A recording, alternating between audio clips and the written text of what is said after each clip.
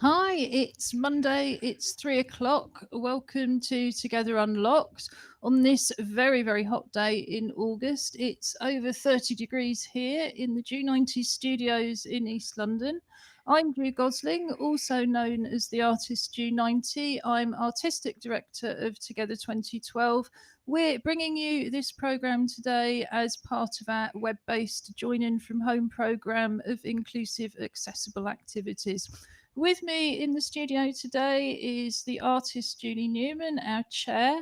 We'll come back here for a bit of audio description in a minute, but first, to the other end of our very long virtual sofa in equally hot West Midlands are. Yeah, hi, good afternoon. I am Robin Surgener. I am the business director at Together 2012, and I am known as the artist Angry Fish. You're all right. It is extremely warm here as well. Not quite as warm as it is in London. I'm aware of that. And there's gaps between the buildings here for some wind or air to get through. Um, so today I have my lovely, shiny, new white haircut. I'm wearing some nice no rimmed glasses. Um, um, and on my body, I have well, I do have trousers as well, but for those who are watching, I have a black polo necked t shirt, no, black polo t shirt, sorry, um, with a white logo that says Angry Fish Training, Arts and Empowerment. I am Josh Surgener. I'm a PhD research student and one of the hosts of Together TV.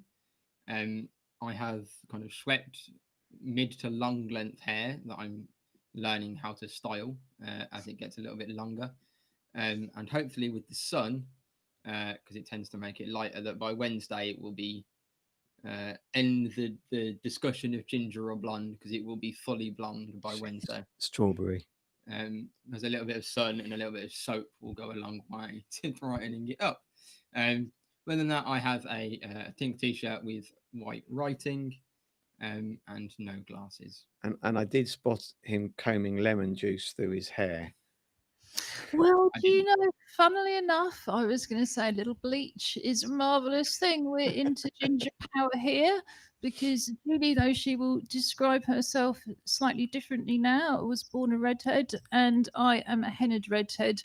I have a short henned crop originally courtesy of the dog's clippers. I have managed to buy some human clippers, so that's a bit of an upgrade for me.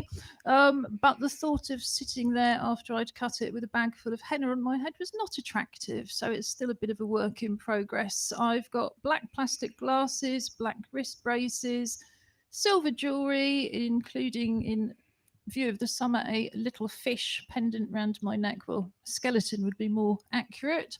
And I've got a blue t shirt on that says Tobago, West Indies. In fact, we were due to go to Tobago in February to view the carnival and work with carnival artists as part of our carnival arts programme. And it mysteriously fell through, and I was so pleased. But I'm wearing this today, thinking it's going to be at least that hot in Tobago at the moment. And when we get there in 2 years' time, or wherever that might be, I'll bring you guys back one as well. Only a boys' one. Julie, what do you look like? Today I'm sweating. I'm a very hot person with a little red face. I've got silver and gold hair, dark rimmed glasses, a very boring white t shirt, but very serviceable, I think, in the heat. Yes, not to mention the fact that as we haven't had any social care support since February, we haven't really done any mining either. So it's a little bit difficult to tell whether it's all just crumpled in the heat. But yes, indeed, we are melting. And before we go any further, since we have the benefit of Josh's company a lot, thanks to COVID, because Hooray. otherwise he would be in Sheffield studying full time. His subject, brilliantly, is how the body deals with heat. So you talked quite a lot on Friday, which was great. Give us the highlights as to how to stay safe in the heat because it's going to carry on till at least Wednesday. Yeah, so a couple of really simple things that you can do. Um, it's drink little and often. So rather than having kind of chugging a pint of water, have a bottle of water that you drink continuously throughout the day, to kind of keep your hydration up. Um, if you're wanting to cool down, crush up some ice cubes. You get kind of little ice chips that you can pop into your mouth. Or if you want to try to cool your skin down, damp cloths or damp flannels kind of around the neck, or kind of immersing your hands and feet into water is a really good way to cool down. But if you are going to do that, then have it as kind of room temperature, so it's kind of tepid water, rather than it being cold water. Even though you might get that kind of initial feeling that you've cooled down, if you've got really cold water, you'll actually get a longer benefit if you have not warm water, but kind of room temperature water. It'll actually help the whole body cool down a little bit better, rather than just kind of shock cooling that one area. And it's because you're very much coming from an athletics perspective, you're a sports expert. You know, when they talk about cold showers, not in terms of sport, but just generally, and then it's supposed to really brace you, is that because it brings the blood rushing and actually makes you hotter? And is that one of the reasons to do tepid water? In terms of kind of ice showers and ice baths in sport, it's to do with recovery and kind of muscle recovery and things like that.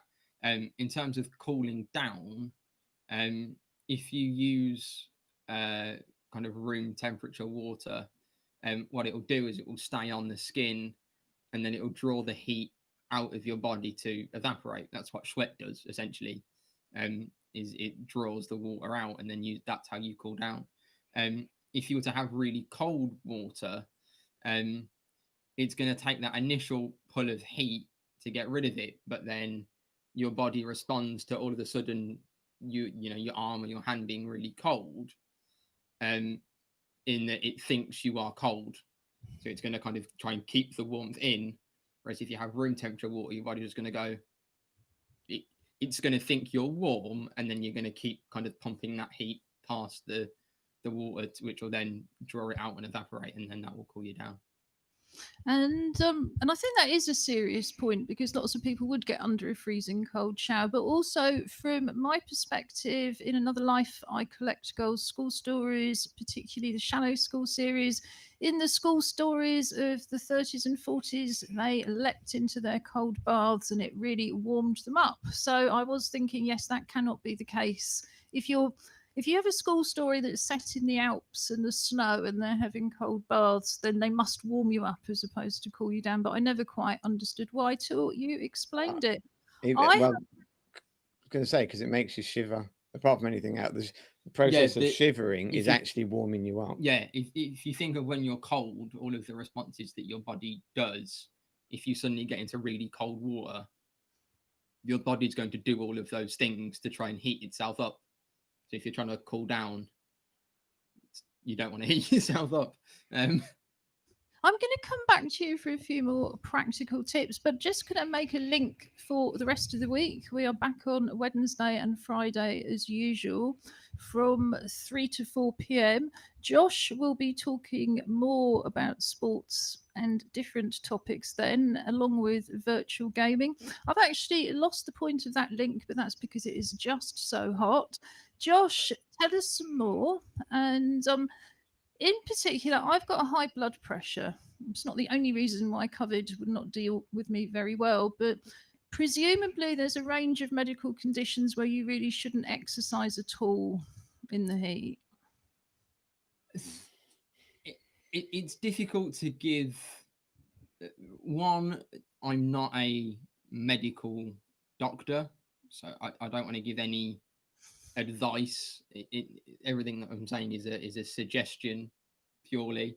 Don't, if you have any questions or anything, phone your GP or whatever, or NHS 111, or 111, or kind of where don't necessarily Google stuff, because if you Google anything, it'll come back to the worst condition you could ever think of is always the top result.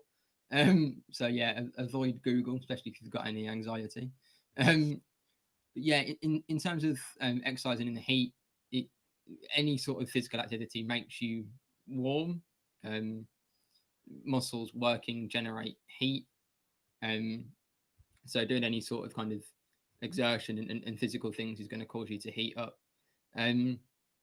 obviously, if you do have, like you mentioned, around kind of high blood pressure and things, blood pressure will affect how you kind of regulate how hot and cold you are. It's all to do with kind of blood flow. That it gets into some very kind of complicated, does one cause the other type things. The best Now thing would that's be where I remember the link. On a Wednesday, we have poetry and we have the Together Pop Up Poetry Club. This group has now, over the last month, successfully moved to becoming a phone based group and is running again. And we invite you to write along with their themes. The theme for the poem this week is positive and negative at the same time.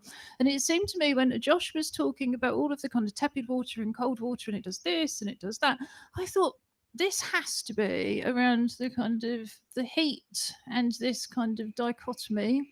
Julie, could you explain a bit more about how this theme is going to work for anybody who feels like staying in and writing a poem today and tomorrow?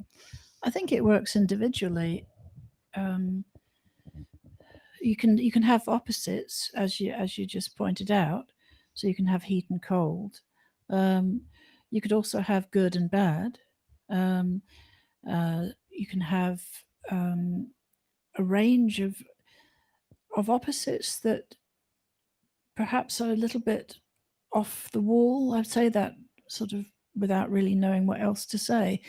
If you have something that's sort of like come in to your mind because you think it's interesting, I think if you explore it a little bit, you'll probably find there's another aspect of it. It's like flipping a coin. There's another side to it.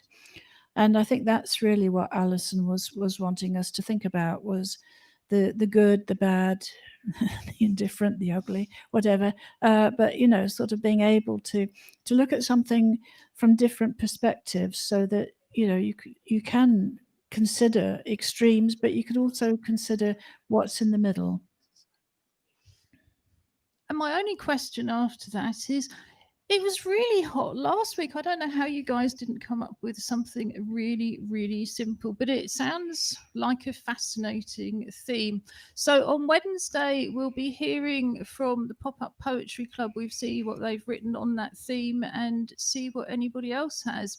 We wanted to stick a little bit with health before we come on to other things, but just to flag those other things up. On a Monday, we talk film, we talk photography, and today is no exception. We quite often talk dance, but I think it's a little bit hot to be dancing today. And around 3:30, we'll be showing you a short film about our Joining from Home programme and the activities you can do around the photography, filmmaking, and so on. Josh, did you have any more tips for us before we move on in terms of staying safe in the heat? Because that's our first priority. Yeah, I just wanted to come back quickly to what Julie, you're asking about kind of exercise and things. We've talked a lot about how exercise can be really good for physical health and mental health. With the temperature how it is at the moment, if you are fit or relatively fit, whatever that means for you, and you kind of understand how your body reacts, then continue to do exercise if you want to, making sure you are drinking plenty or drinking slightly more than you would normally, and just obviously because you are going to sweat more because of the heat. But if you aren't kind of used to exercising particularly, but you feel like you want to do something, it's fine to start, but make sure you take it really, really slowly. Be really cautious, because you aren't going to have that fitness already, but also kind of you're not going to have as good a kind of sense of how you're feeling. Whereas if you're used to kind of exercising, you can kind of go, okay, I'm starting to struggle now, I can take a rest, I'll know when to drink. But if you kind of don't have that, then you might think, oh, I'm just tired from exercising, whereas actually it might be a slightly more serious kind of heat related thing. So and I think for everybody, and I think it is everybody, who is also having to do tasks around the house, quite often tasks we would have had assistance with before COVID, It is exercise too. I got up about 7 because it was, which is not early for many people, but is early for me, just because if I was going to do the chores, we absolutely couldn't wait. Then I wanted to do them when it was cool as possible. If it can wait, it should wait. When does the temperature start dropping? Wednesday night, Thursday No. morning? It's going to stay high all week. I checked it before we came on air. The promised thunderstorms and rain is being pushed back further and further down the week. I just think maybe we should be a little bit more continental. You know, we should have a little rest at lunchtime and get up early, as you suggested, and do things that need physical energy sort of first thing.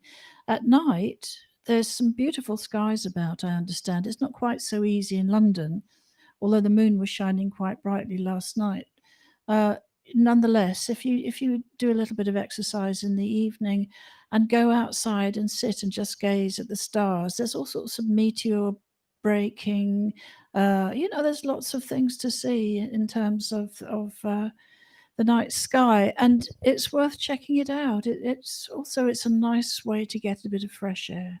Yes, I think that's right. Kind of, and it's the same with the house. You know, having lived, albeit quite briefly, in continental Europe, I shut the house up tight as a drum all day in terms of windows and curtains and things.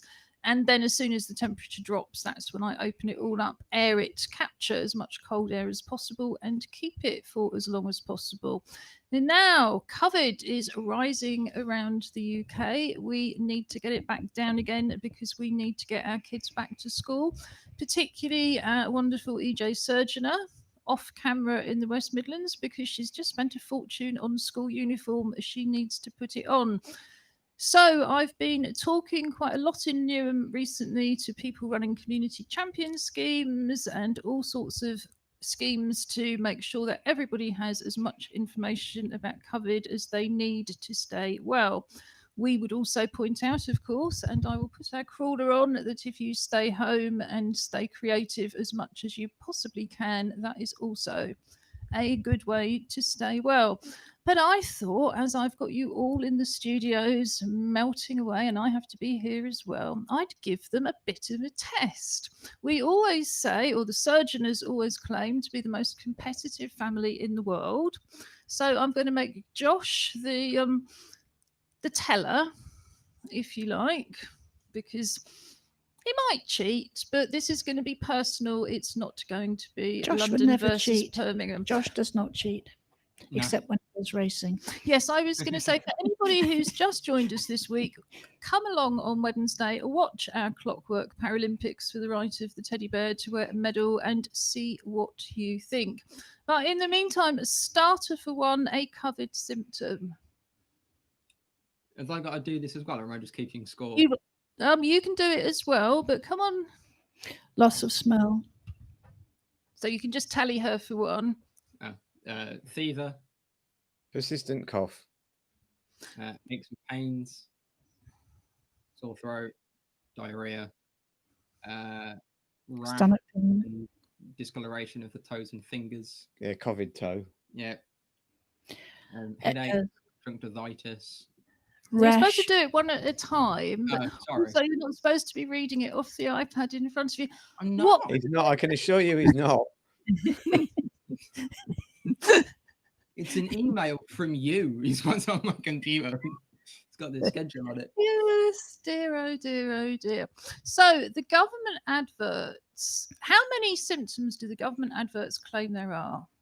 About They 20. list the 3 main symptoms, or the 3 Thank most you, common symptoms. Josh. Well, Julie, you were wrong. But the World Health Organization list, it depends how you count them, around 13 or 14. And indeed, in fact, let me get the World Health Organization. Can you just hang on to that a sec while I open it up? Oh, look, they've got a iPad with the Yeah, they're things reading on it off the iPad. Oh, but I The was sketches on the WHO. You seem to forget I am the quizmaster, or should I say mistress. So the most common symptoms of COVID are fever, dry cough, and tiredness. Now, if you read the government posters, you would think it was fever, cough, loss of sense of taste loss of sense of taste or smell. But in fact, being tired is the third most common symptom. And of course, some people only have one of these symptoms. Aches and pains, nasal congestion, but not sneezing, headache, pains elsewhere, conjunctivitis, sore throat, diarrhea, rash. Now, the rash is really interesting because with the kind of rashes we're used to, like eczema, you get them on the insides of your knees and the insides of your elbows, but the covered rashes are on the outside. And on top of that, there is something called covered toe, which can also be covered finger, as I think Josh was just saying. And that's where you end up with one or more bright red toes or bright red fingers. And that may be the only symptom you have. Now, the system for getting tested is not, I think it wouldn't be unfair to say, not quite working as well as it's hoped to be as yet.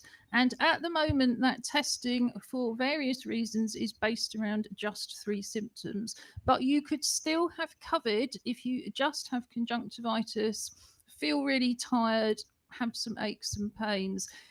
If you have any symptoms of COVID, and I can't stress this enough, please get a test, particularly in East London, but I'm sure across the UK, the voluntary sector, the NHS, and the council are working really, really hard.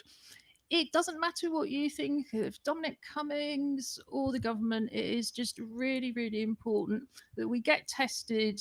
And if you're positive, you isolate for 14 days. Worry about everything else, how you're going to pay for it afterwards, but do that isolation. And it's, sorry, Robin. I think the issue probably for a lot of our viewers is going to be that so many of those symptoms are part of their everyday lives.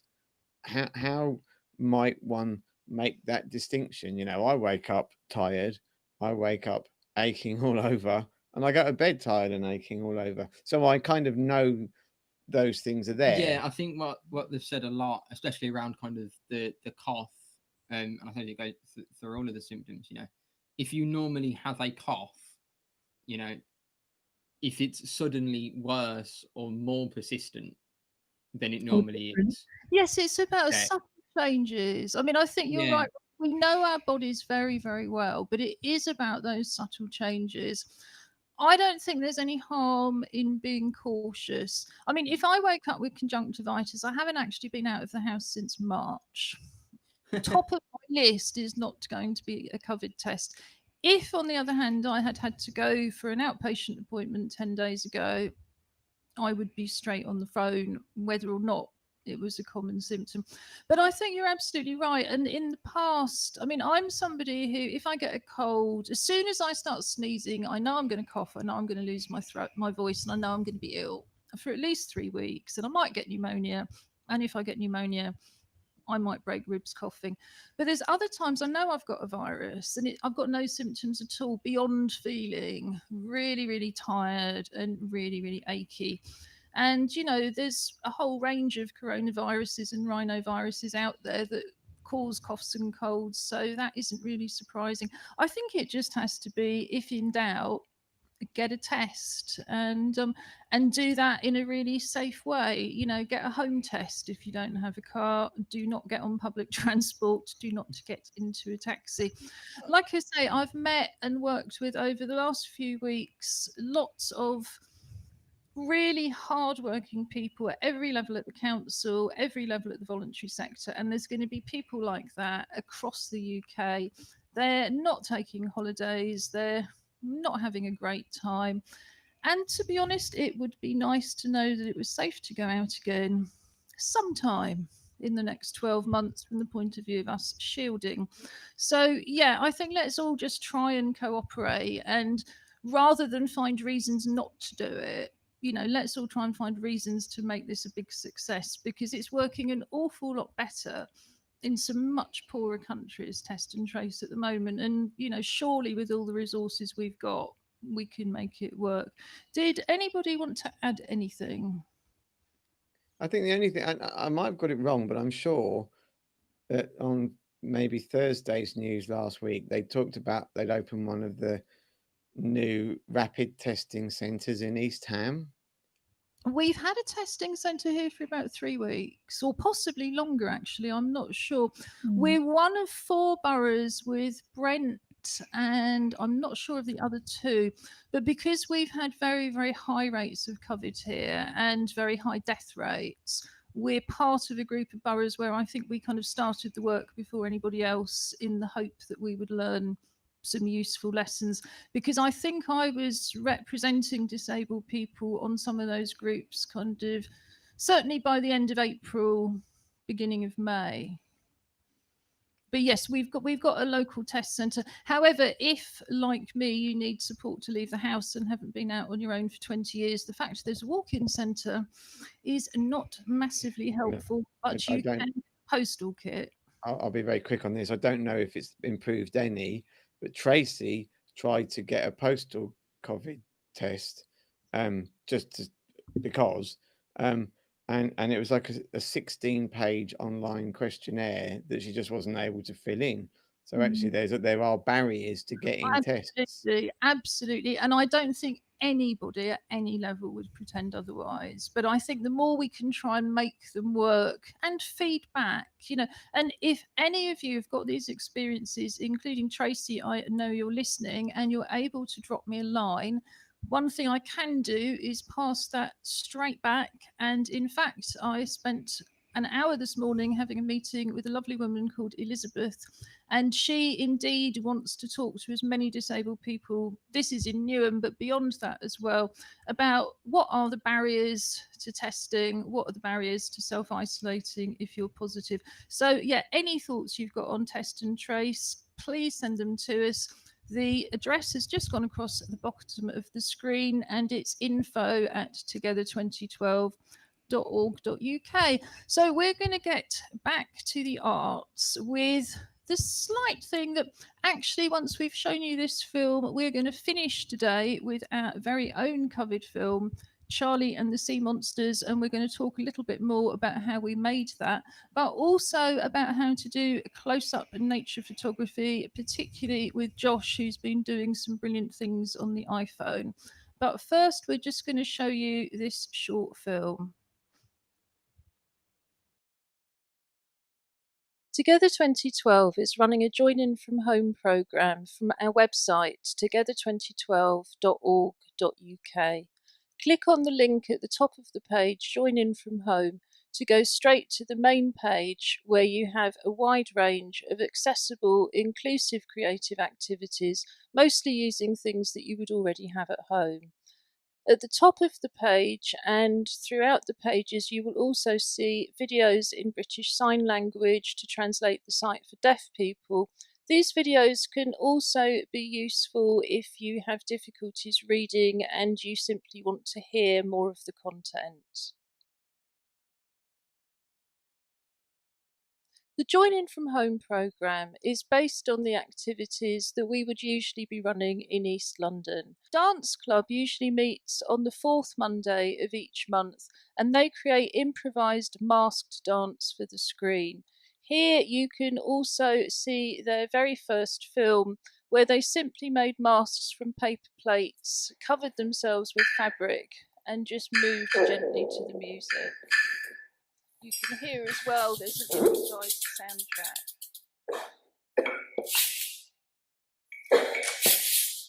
So we're suggesting that you make a mask out of anything you can think of. It could be a cardboard box, a paper bag, a paper plate, as in here.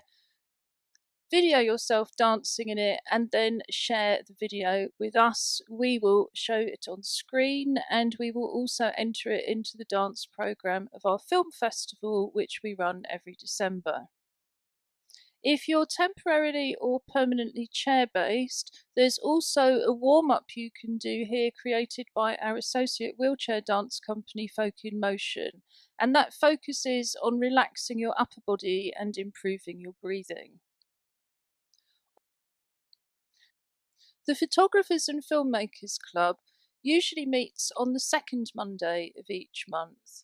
We're inviting you to make a video at home with the theme of home and share it with us. You can use a phone or a camera, make any kind of film you wish, including drama, documentary, dance, animation, artist films, comedy, and they'll be eligible for a CAT award at our December Film Festival.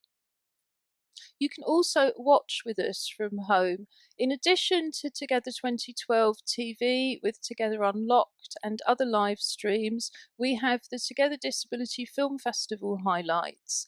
Each year we run the International Together Disability Film Festival in Stratford, bringing together a wide range of films by disabled filmmakers, as well as films about disability issues and disabled people. We always publish the programmes online with links to the films that are freely available. So we invite you to revisit our recent film festivals from the comfort of your own home, and also to send us reviews of those films. And finally, you can sit back, relax, and enjoy videos of past live performances, artist talks, and creative workshops that we've produced in the past here. So, for example, from past festivals, we have documentation and films of creative dance workshops, street art performances, dances that the dance club have created, dance performances, and of course, we're continuing to add new activities on a regular basis.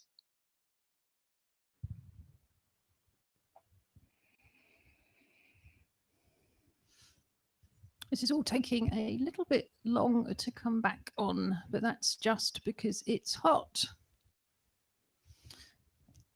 Yes, that's not even my fingers sticking to the computer. That is the internet just struggling to cope, and I'm not surprised.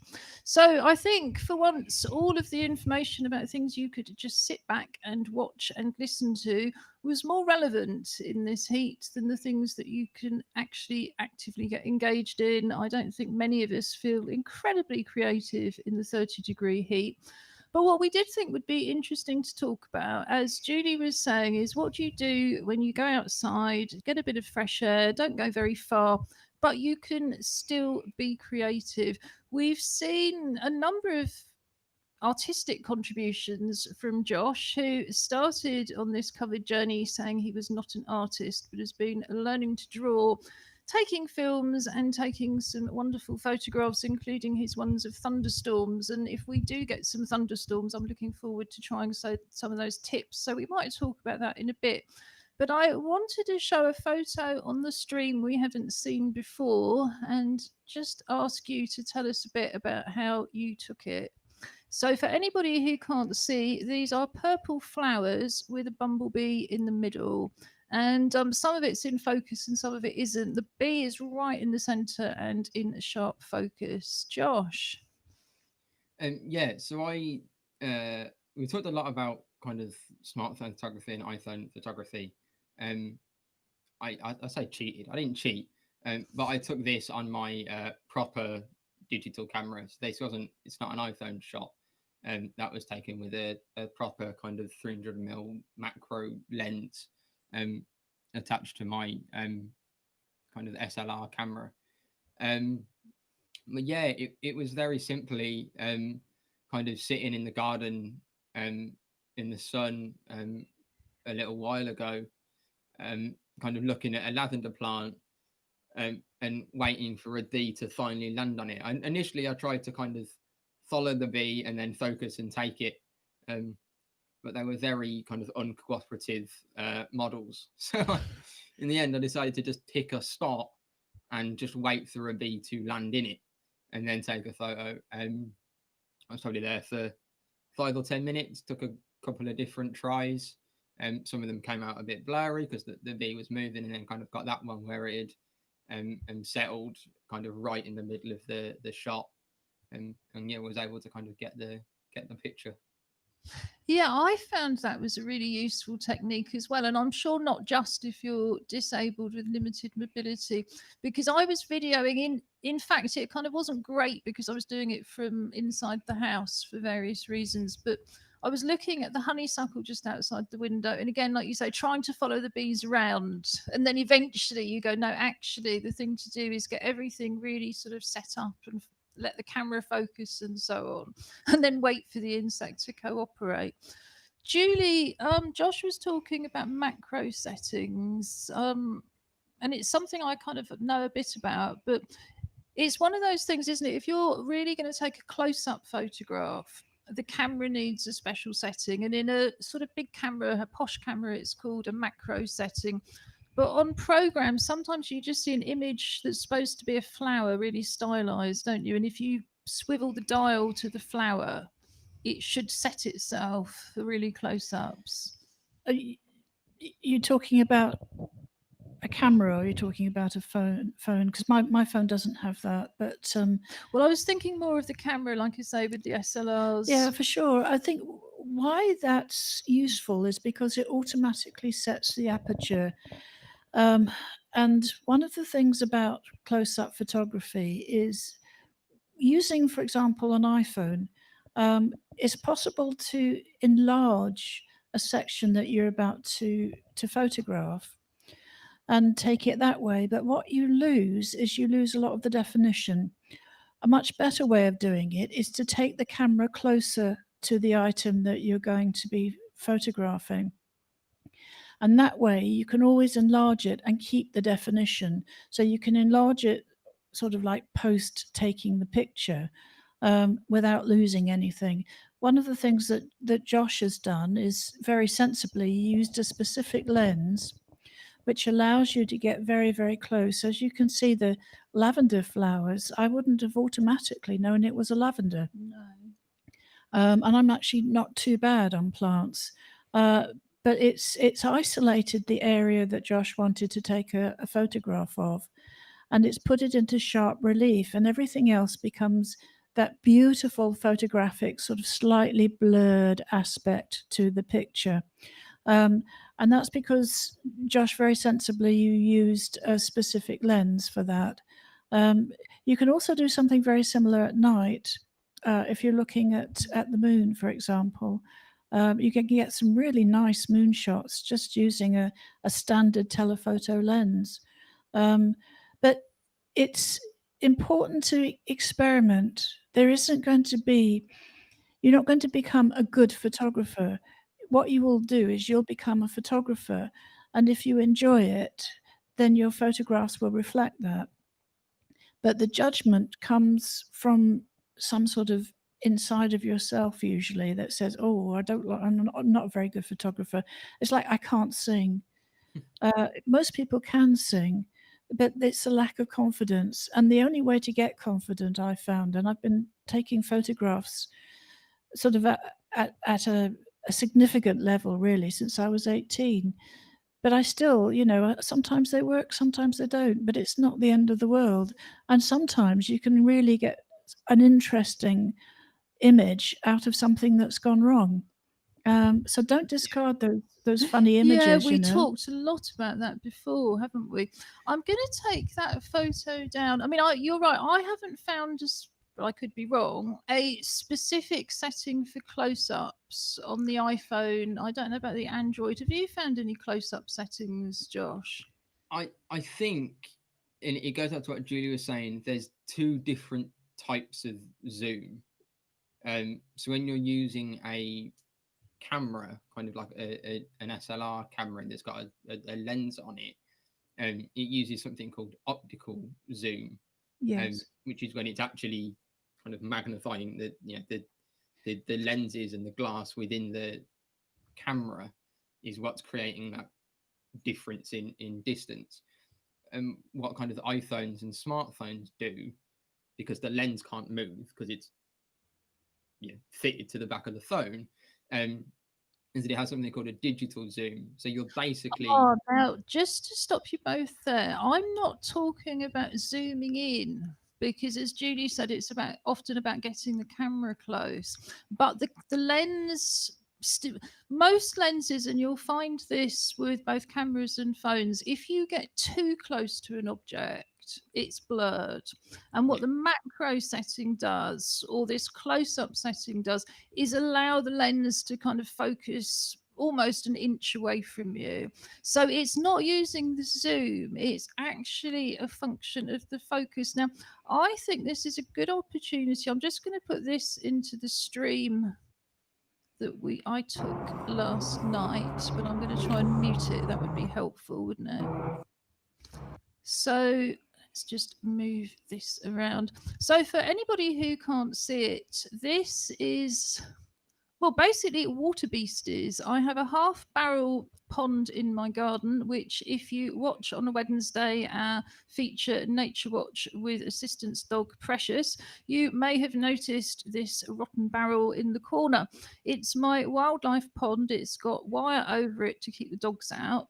And the camera is just lying on that wire, essentially. And it's got a solar powered spotlight. So this is the spotlight in the water at night, attracting the little beasties to it. They're moving so fast that obviously not everything is in focus, but I was really impressed at just how much it did manage to get in focus. There's some little red lines sort of wriggling around, which I understand are called bloodworms from doing a little bit of research. There's some little bits dotting around which are called water fleas, and then there's some sort of strange things that go past and they seem to be larvae. I used to think before COVID that there was no point in doing things like Instagram because apart from work I never really went out, and I think one thing for everybody shielding has been discovering what rich resources we have in our own backyards and indeed indoors. So that's my nature photography from inside. I know you said you'd had a look at it last night, Josh, when I put it onto Twitter. Yeah, I kind of saw it, and it just popped up on my timeline. I was checking it just before I went to bed last night. Yeah, it was interesting to kind of see all the kind of all the different species or bits and pieces. The wee beasties. Yeah. All I can think of is beasties. Kind of milling about. Do you know what I think would be really good for someone other than me to do after the show, but in terms of putting up on in a related link somewhere, would be some kind of glossary list of all these names that we've been talking about, like what is aperture, what's an SLR, what's macro, what's telephoto. Just, because those are people out there who are going to be thinking, oh, I'd like to take that photo, but do I need to know all these things? And some you do and some you don't. I just use a camera and hope it focuses, you see. And I think that's a really important thing to say, that very often these days the automatic settings will get you what you need because what you need is very, very fast. What Josh was talking about was setting a photo up and waiting, which is a bit different. But most photos you take, you'll see it, you'll reach for your camera and the automatic settings are great. What we will do, as we say on our Joining from Home program, there's a video out there about absolutely everything. We will find one and put it on our highlights and links page. Our highlights and links page will have links to everything we've talked about here, including the World Health Organization list of symptoms and Josh's photo and the little beasties wriggling around for anybody who wants to look at it. And we do that every time. It's under the main Together Unlocked TV highlights and links, is just under that main menu. But yes, I mean, I find all of these things confusing, and I've been taking photos a lot since my late teens, and I've exhibited some of them internationally as fine art. Ask me to define focal length, I would struggle. There you go. Let's ask Judy to define it. Why? Because you run the Together Photographers and Filmmakers Club, and there's just an outside chance you might be able to in language the rest of us can understand. Oh, I'm going to get it wrong, and I know I am. I wasn't expecting this, but fundamentally, it's when you take a photograph using a camera with lenses that you can adjust, what you want to do is you want to balance the settings so that the amount that the camera opens is in balance with the amount of light there is, and at the point at which she wants something to be in focus. So, if I want to take a picture of somebody standing in front of a mountain or sitting in front of a mountain, I don't necessarily want the mountains in focus, but I'll want the person in focus. And so I'll adjust the settings to allow for that, but still have the mountains tastefully sort of in the background, but not sharp. The sharp person will be the one that I've adjusted the focal length for. And the aperture is this hole, isn't it? That it gets bigger or smaller depending on how much light you need in, which depends on how much light there already is. Yeah, well, I mean, you can adjust it, but yes, for sure. If it's an automatic setting, then that happens automatically. It sort of balances. There's a little chip in the camera that balances the light and the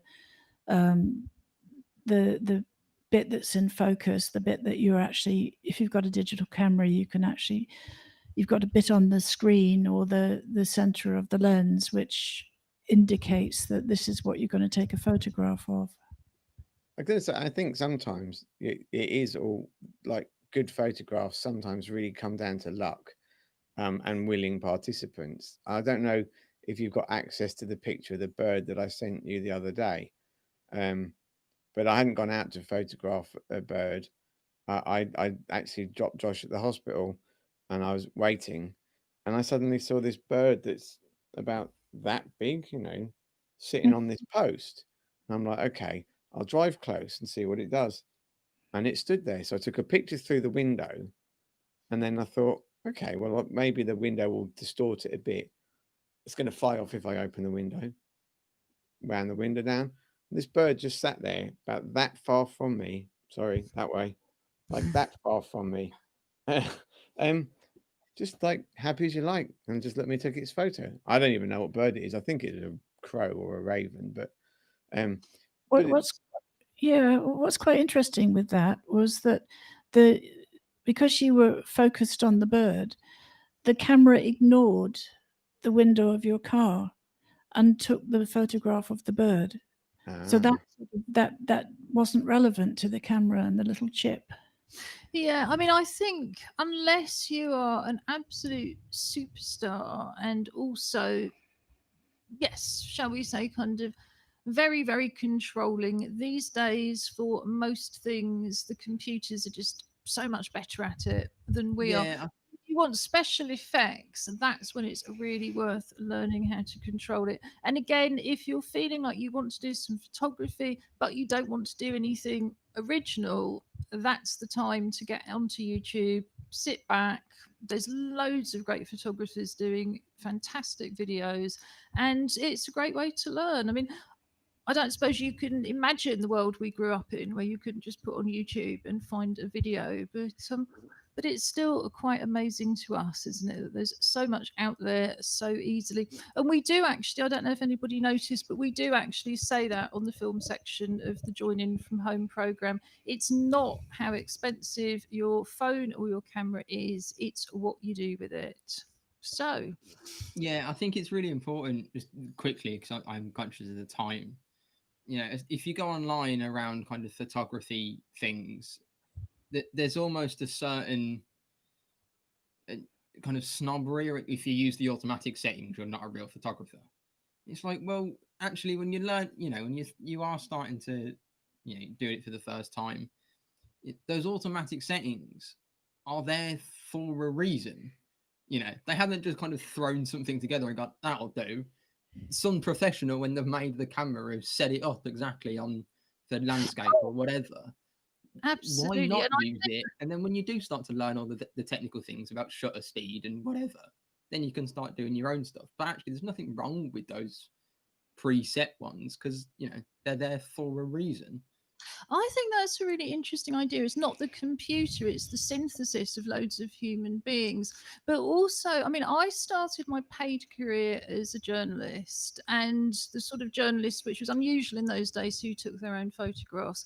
If you're taking news photographs, you don't start messing around with the shutter speed unless you've been up a ladder for 2 hours. And like you say, you're waiting, if you like, for the equivalent of the bumblebee to come along, and you know that it's going to be really, really challenging. But usually it's about they're coming in, you've got to take a photo. And that's the kind of photography I'm most interested in. It's seeing pictures that are already there. Life has made a picture, nature has made a picture. Sometimes, actually, when nature's made a picture, I think this is too good to take a photograph. I would rather enjoy it. But otherwise, I will just pick up the camera. Or if something is fun, if anybody follows us on Twitter, I put up a picture which has also been liked on the Together account. Julie was coming up into the studio. The cat sat on the roof of the lift. She couldn't move. She was stuck between floors. She begged me to come and move the cat, so I took a photograph first. Now, I wouldn't have had time to start fiddling with the settings, even if I could have got a better photograph, which I probably could have done, because by that point, even the cat would have gone. So it really is horses for courses. I mean, as a portrait photographer, again, I like really, really natural, in the moment, preferably not set up at all. But if you want to control every single element and enter your portraits for the National Portrait Prize each year, then yes, you probably will be expected to, if not to have everything in focus and sharp, to know why, to have deliberately made those decisions. Can I just sort of, as a final thing, it's possible on eBay to get a light meter for a couple of quid. And once you've bid successfully on it and got it sent to you, put it into quarantine for a few days until it's safe to open, then play with it, because that'll teach you more about light values and speeds and all sorts. You don't have to use it specifically attached to a camera, but if you play with it at different parts of the house and different lights, etc., for the sake of a couple of quid, you've got something in your hand that'll actually teach you something. Once you've got an idea of what you're looking at, then you can start to read up on it or go to YouTube. Yeah, I think that's a really good point. So I want to start drawing things to a close, because we're going to show the full version with audio description of our Charlie and the Sea Monsters film. One of the reasons, apart from the resurgence in COVID, that I wanted to show this is the last 2 weeks we've talked quite a lot about how to make a film out of your still photographs and with sound that you found online. And this little film is really the audio described version of a colouring book. We brought out Charlie and the Sea Monsters as a print your own comic and colouring book at the beginning of July, 6th of July, in fact, when shielding was eased for the first time. It's available on our website under Charlie and the Sea Monsters. You can print it out. It's 16 A4 pages. Colour it in. We'd love to see photographs of what you've done, but it's not much use if you're blind or visually impaired. So we took the drawings, and there are 40 drawings, and we turned it into this little film using sound effects that I found online. We've talked about this in an earlier programme in more detail, but it's actually exactly the same principle as when we looked at Julie's film last week of the Snaps from Broadstairs Folk Festival, when she'd montaged them. The only thing that we haven't done is use the effect that you were talking about, where the camera moves around in a slideshow. For this, it was just really important that you simply saw the photographs. But you'll see we've still faded some, or dissolved them rather, into the other. It hasn't simply been a straightforward edit. And the timing is not dissimilar to a slideshow, although this was actually edited in Final Cut Pro.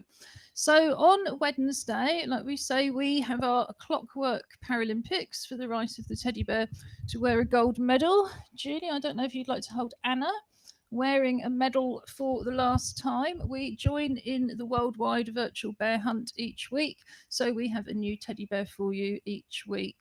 Like I say, we've got Nature Watch. In fact, Nature Watch with Merlot Plurger, the assistance dog, who is currently on his holidays and has just sent me a video from the Suffolk Woods. So Precious is going to be a bit jealous because we have a new dog on Petcam this Wednesday. Precious will be thrilled. It's much too hot for her at the moment. Yeah, I suppose there is that. So we're looking forward to seeing that. But for all of you who are artists, much more importantly, we will have the Pop-Up Poetry Club with poems written this week on the theme of Positive and negative. and at the same time. So it just leaves us to say from a very, very hot East London, it's about 35 outside and it's over 30 degrees in the studio. What's the temperature in the West Midlands? 28, 29, I think. Oh, we're jealous. We're jealous. So we'll see you all on Wednesday at 3:00. And in a minute, this will be Charlie and the Sea Monsters.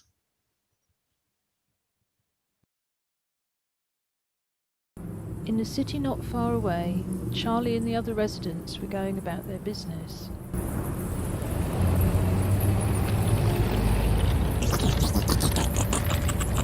Unaware that getting closer and closer, there was a strange monster.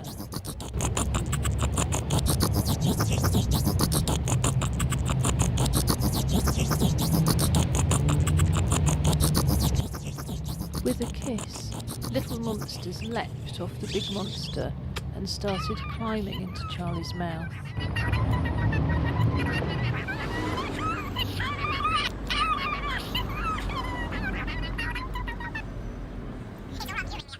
Charlie carried on his way, talking into his phone.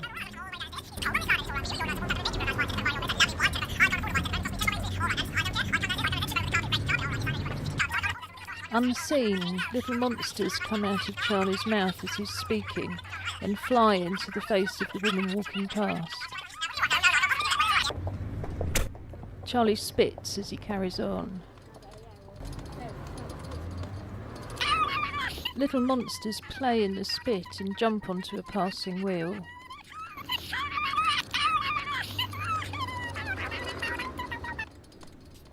A wheelchair user pushes on unaware. Little monsters climb onto her hands from the wheels.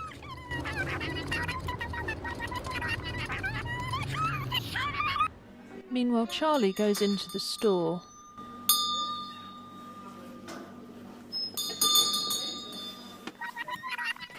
Little monsters are left on the handle of the door where he's pushed it open. Next, a little girl comes into the store. Her hands touch the same handle and the monsters jump onto her arm.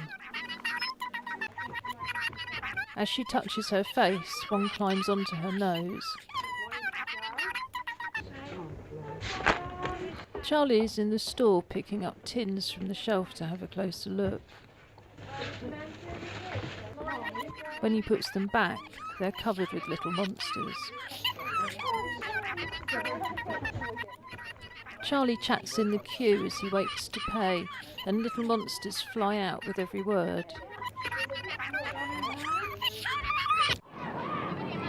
Outside, the little girl is playing ball with a friend.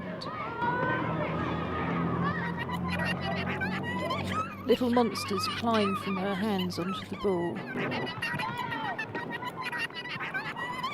and climb onto the hands of the friend she's playing with.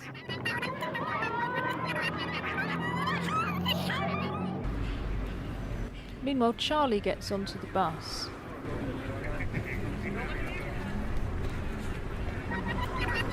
He leaves little monsters behind where he touches the rail.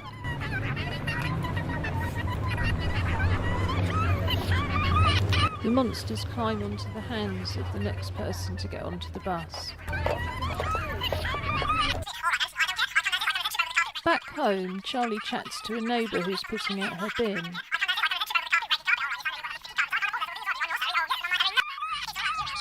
And then has a chat with his next door neighbour.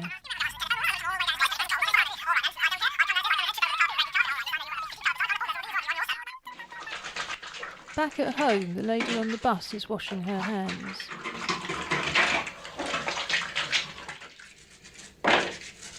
And so is the child who was playing ball.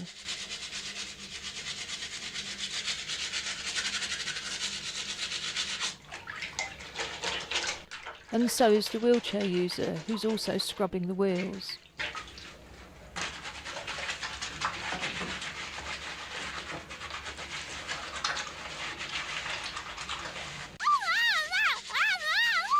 In the soap bubbles, the monsters die.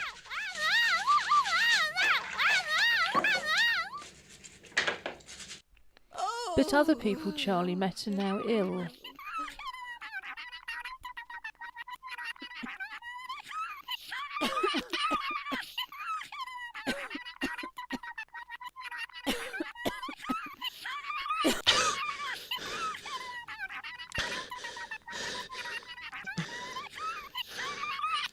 Oh. Oh. Oh. Oh. And Charlie himself is very ill.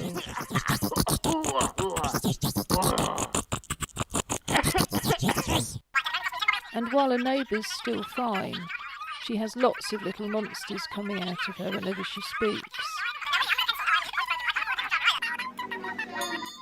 And there are still monsters on the shop handle.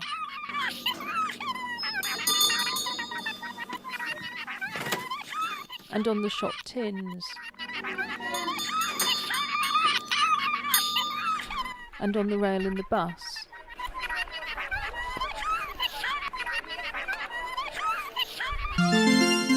But one of Charlie's friends is safe at home listening to the radio.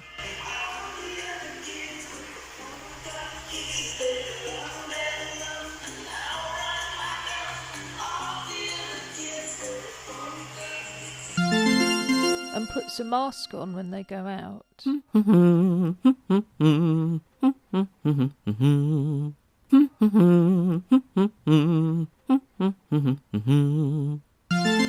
keeps as far away from other pedestrians as they can.